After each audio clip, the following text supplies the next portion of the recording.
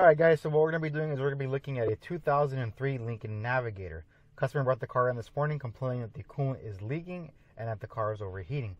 She also did specify that the check engine light was on. I used a small scanner because the check engine light wasn't on at this time.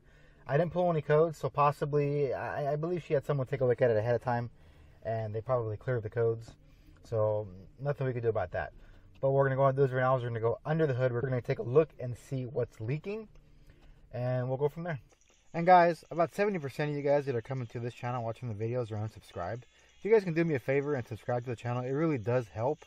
And if by the end of the video you find the information useful and or helpful, go ahead and like the video. So with all that being said, let's get back into the video. Alright, so the first thing we come out is look at the radiator. I don't know if you can see that, but all along the top ballast, we got coolant coming through it. Well, in this case, water. I don't see anything from the other side, but it is coming from the back.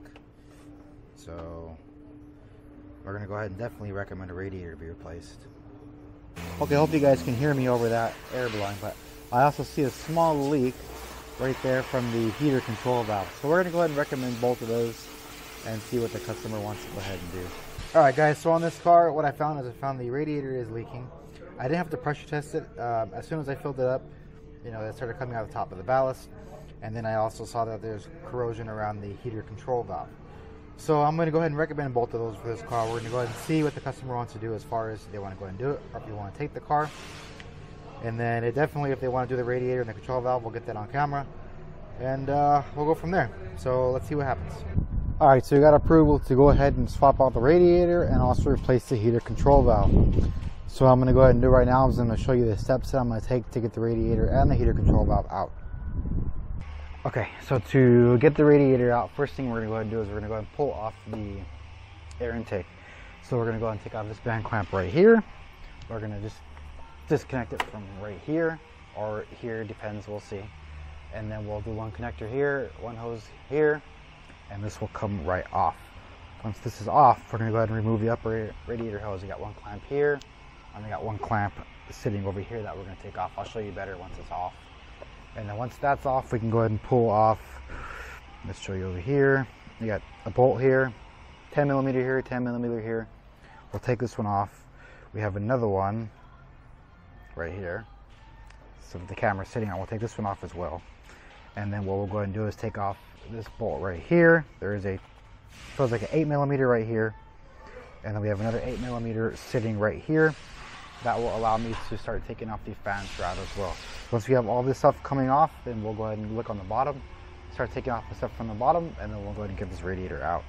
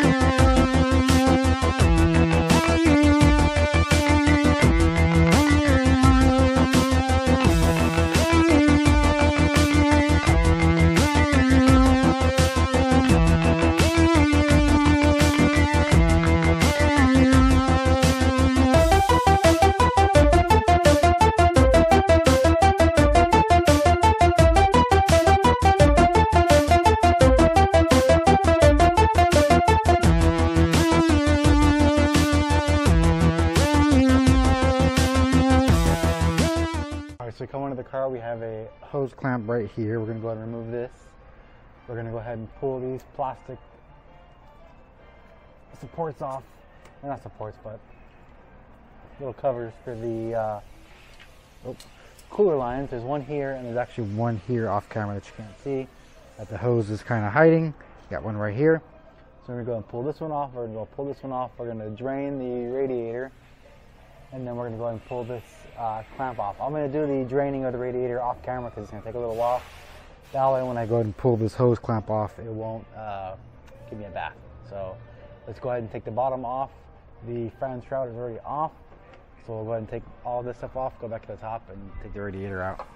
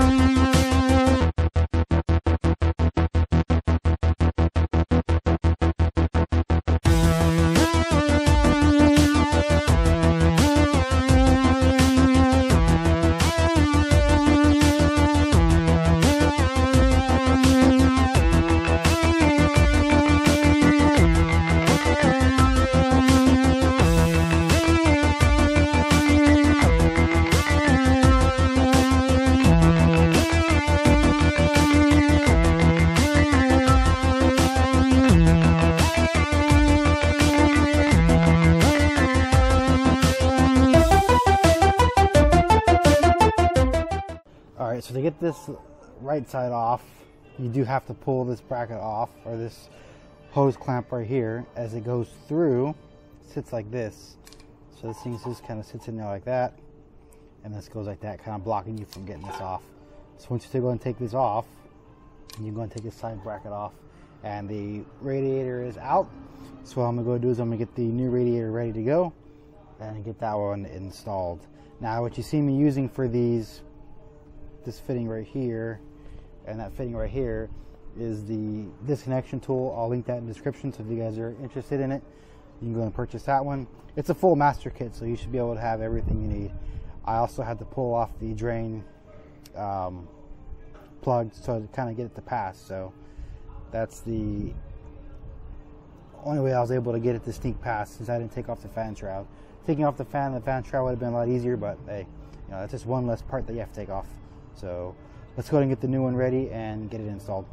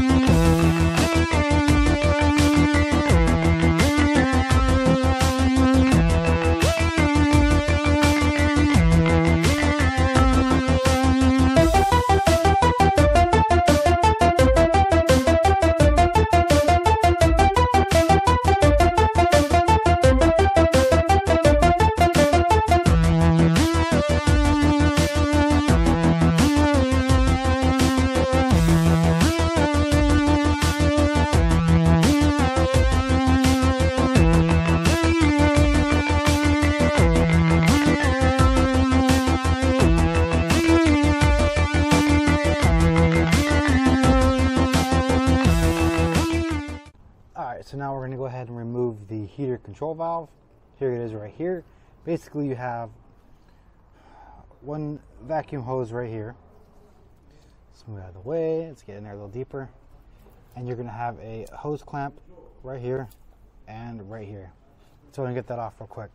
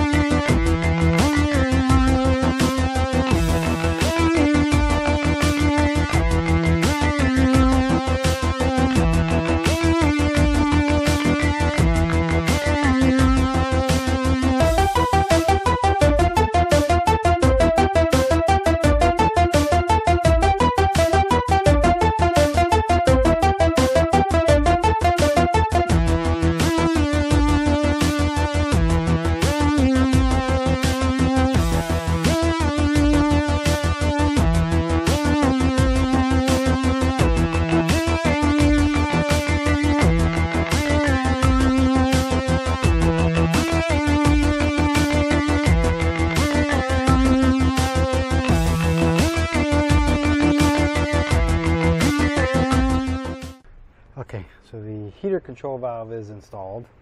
The radiator is installed. So I have the spill-free funnel over there. I'll link that in the description too if you guys are interested. We're going to go and fill this with some Ford Gold and get the system bled, and we'll go road test it.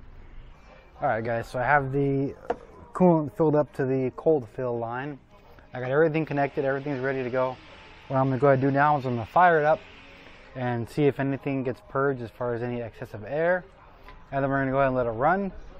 And we're also going to cycle the heater control valve to make sure it's on, so we're cycling it through the heater core.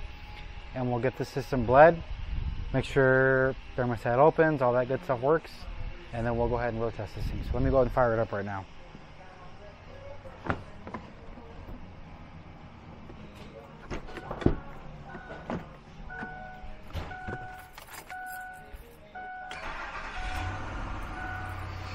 Alright, so we're running. What we also want to do is check those automatic transmission cooler lines to make sure they don't pop out or leak just from a defective seal. But what we're going to go ahead and do right now is we're just going to observe it. We're going to make sure there's no any leaks that we possibly created in these lines over here. And just make sure everything's good. So I'm going to go ahead and let it run. I'm going to check these bottom lines down here and make sure they're good. See no leaking down there. Okay, so I'm gonna go ahead and let it run for a little bit, and then I'll bring you guys back once the thermostat opens. And then we're gonna go ahead and put the plastic covers back on the engine, and then we're gonna go ahead and get this thing road tested. Alright, so it looks like the thermostat finally opened. Obviously the fans were going no matter what because it's a mechanical fan. The resistance of the fan clutch felt good, so I have no concerns there. What I'm gonna go ahead and do now is gonna go ahead and road test the car. Make sure everything is good. I didn't put the longer cover in the front. I did put the engine cover back on, but not the front half of it. I'm going to go ahead and road test it, make sure everything's fine, make sure I got no overheating, and then I'm going to come back and I'm going to clean it, and then I'm going to put that cover back on. So once everything's done, I'll bring you guys back. I'll show you how it looks like once everything's done, everything is cleaned up, and then we'll go from there. Alright, so I went ahead and cleaned up over everything, got all the coolant residue off. So I'm going to go ahead and put this cover on right now and go for a final road test. I already road tested it once, drove good. I'm going to put this cover on and go drive it one more time. Alright guys, back from the final road test. Everything seemed to go well. No overheating, no leaking, no concerns like that. Still don't know what the original check engine light concern was about. That thing came back on while I was road testing it. So I guess time will tell on that one if it's something to do with the overheating or if it had something to do with something else.